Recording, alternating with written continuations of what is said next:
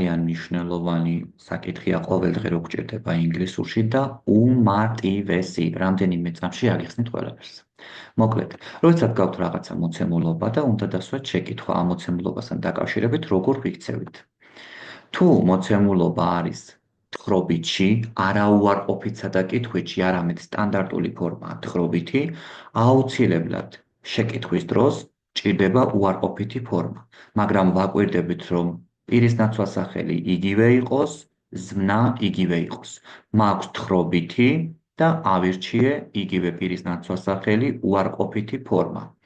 ამ შემთხვევაში, ან პირიქით, თუ უარყოფითი გაქვთ, თხრობითი, ანუ მტკიცებითი ფორმა გჭირდებათ მეორე ნაწილში კითხვის ნიშნისთვის. ამ შემთხვევაში მაქვს, საერთოდ არ ვკითხულობ რა წერია, არ მაინტერესებს, ზედმეტად თავს არ ვიღლი.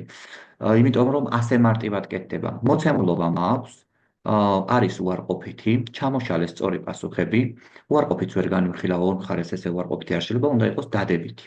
და დადებითის შემთხვევაში, რადგან კითხვითია, წინადადება, ისევ კითხვითი მჭირდება ის უნდა იყოს წინ, ის არის აქ უარყოფითია, აქ მეორე ნაწილში დადებითი მჭირდება და ით თავისთავად. ამას იმიტომ არ ვიჩევ, რომ კითხვით წინადადებაში ის უნდა იყოს ითზე წინ. მესამე წინადადება არის თხრობითი.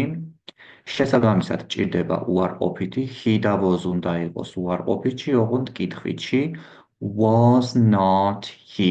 ეს იქნება. მეოთხე წინადადებაში დადებითია და მჭირდება უარყოფითი, you და don't you უნდა იყოს უბრალოდ კითხვითში, ანუ don't you. შემდეგ მეხუთე წინადადება she arrived too late. ამ შემთხვევაშიდაც მაქვს დადებითი წინადადება და უნდა იყოს უარყოფითში did not she.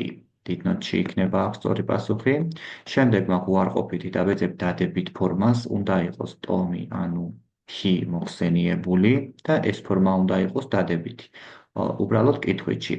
და იქნება could not იყო იქ და აქ იქნება could he.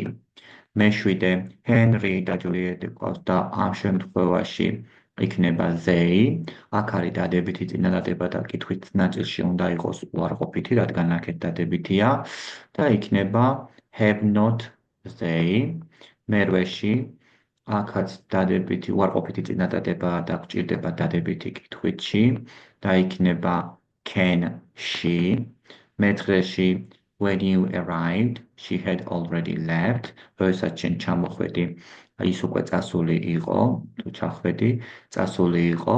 აქ რადგან had არის ზნა და ეს მთლიანად არის დადებითი წინადადება, head-იანი ზნა მჭირდება და უნდა იყოს უარყოფითში და ეს პასუხი